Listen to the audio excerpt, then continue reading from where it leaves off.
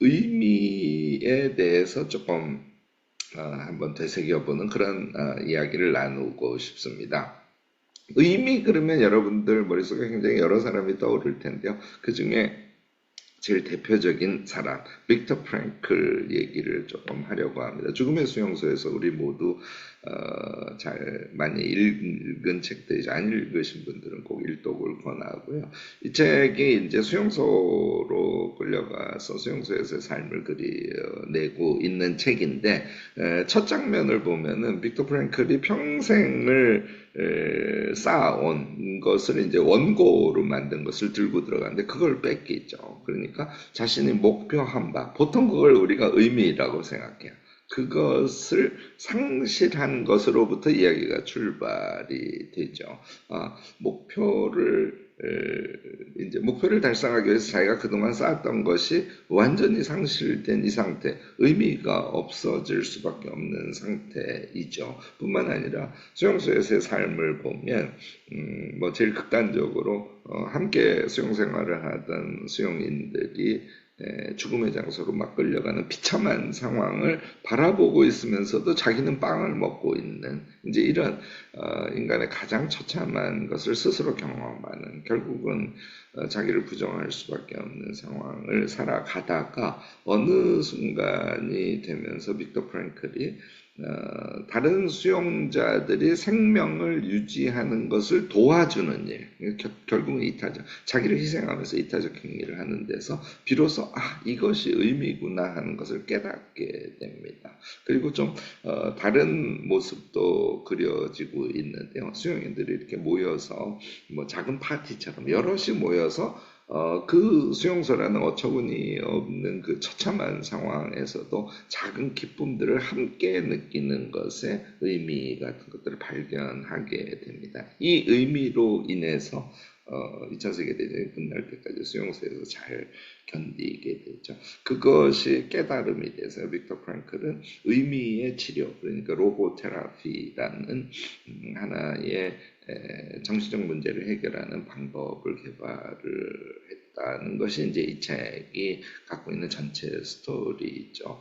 Will to Meaning이라고 표현해요. 이것은요, 여러분들 금방 떠오르실 것 같은데 니체의 Will to Power와 짝하는 개념이죠. 결국은 의미를 의지하는, 의미를 깨닫고 그것을 추구하려고 하는 힘, 그것에 의해서 힘의로의 의지, 그러니까 내면에서 그것을 실행할 수 있는 어떤 힘 같은 것들이 발생하는, 그래서 will to meaning과 will to power는 짝하는 개념임을 금방 우리가 이해할 수 있을 겁니다.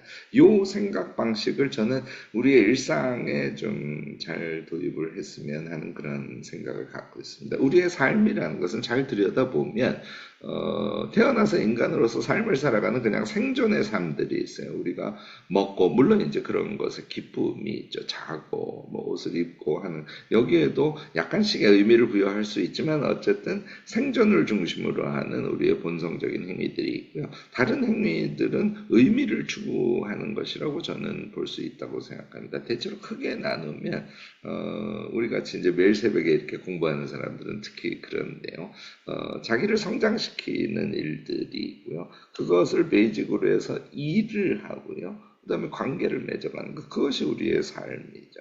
그래서 결국은 자기를 성장시켜가는 거, 일하는 거, 관계를 맺어가는 것에 어떻게 의미를 추구하면서 삶을 실천할 것인가, 이것을 조금 정리해보면 우리의 일상이 조금 더 안정화될 수 있지 않을까, 성장적이고 의미 있어지고 가치 있어지지 않을까 싶습니다. 우선 일에 대해서 말씀을 드리면 현대사회의 일은요, 엄청 분업화되어 있기 때문에 자기가 그 일을 해서 어떤 의미가 발생되는지를 찾기가 쉽지가 않습니다. 그래서 자기의 일이 다른 일들과 어떻게 기능적으로 결합돼서 결국은 어떤 물건이 만들어져서 사람들에게 이타성을 실천하는 것인가, 이것을 반복해서 여러분들이 생각해내는 것이 아주 중요합니다. 이 생각을 하면서 분업화된 자기의 일을 함으로써 의미를 찾을 수 있죠. 이게 조금 어려운 것 중에 하나입니다. 또 다른 그 형태도 있지요.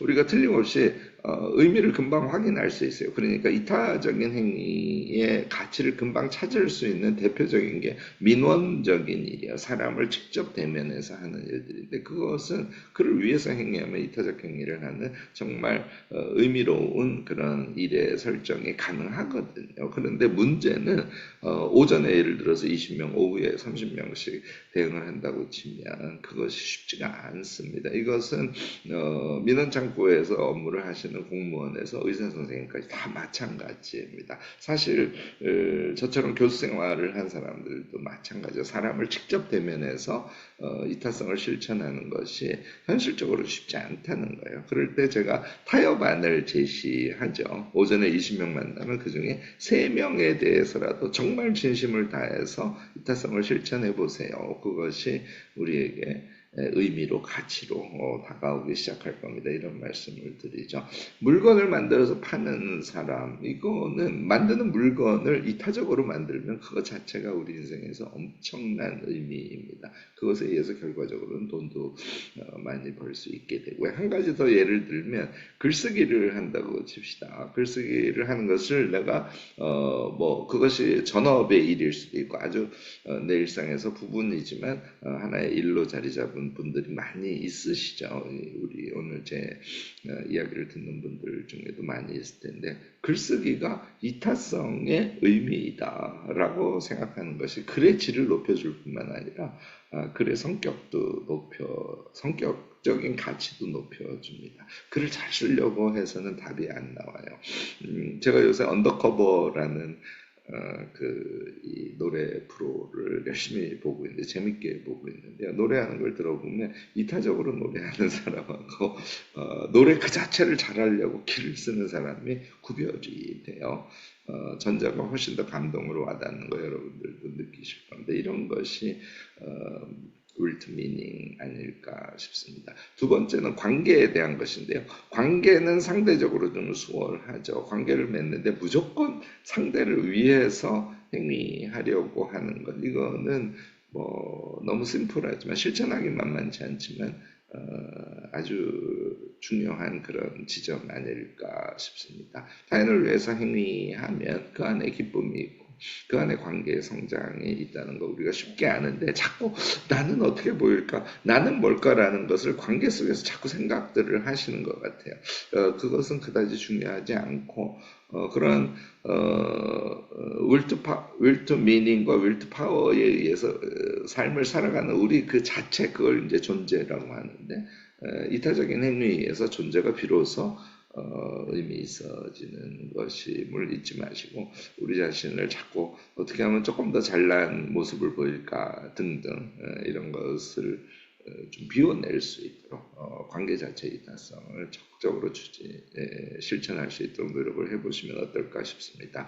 좀 다른 차원이 있어요. 관계에서 또 츤데레적인 실천 행위들이 있습니다. 이거 아주 효과가 좋으니까 적극적으로 구상해서 하루에 한두 번씩은 타인을 위해서 츤데레적인 실천을 해보시는 것도 아주 좋을 것 같습니다. 세 번째가 이제 성장인데요.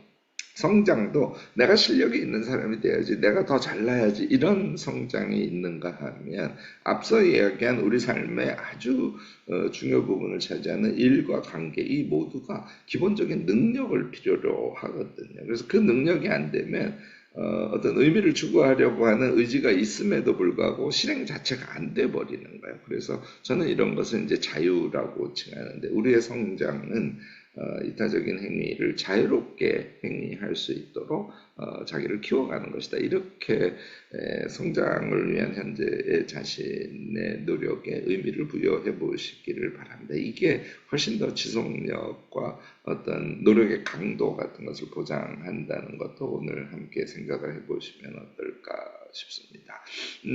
오늘 얘기가 좀 길어져 버렸는데요. 마지막에는 유발 하라리의 사피엔스의 제일 앞부분에 나오는 인지혁명 얘기를 조금 드리고 싶습니다.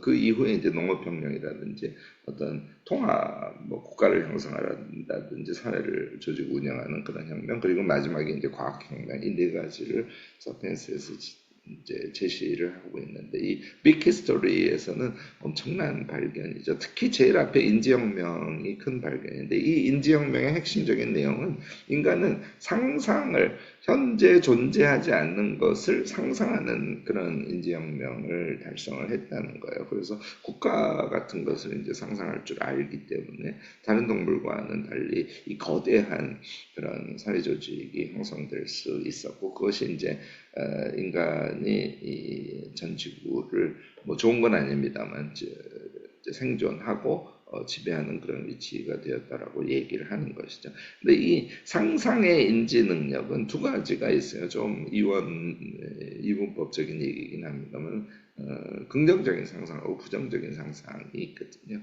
국가와 같은 것을 상상할 때 그에 짝하는 상상이 권력적 상상이거든요. 그래서 그 방향이 아니고 국가와 같은 그런 인지혁명에서의 상상이 가능하더라도 공존의 상상을 하는 그런 인간의 또 다른 본성적인 발현 같은 것에 주목할 필요가 있다는 겁니다. 그러면 결국은 그 공존의 상상이라는 것은 앞서 말씀드린 대로 함께 살아내는 상상이니까 결국은 이타성의 실천이 의미의 핵심임을 쉽게 깨달을 수 있는 것이죠.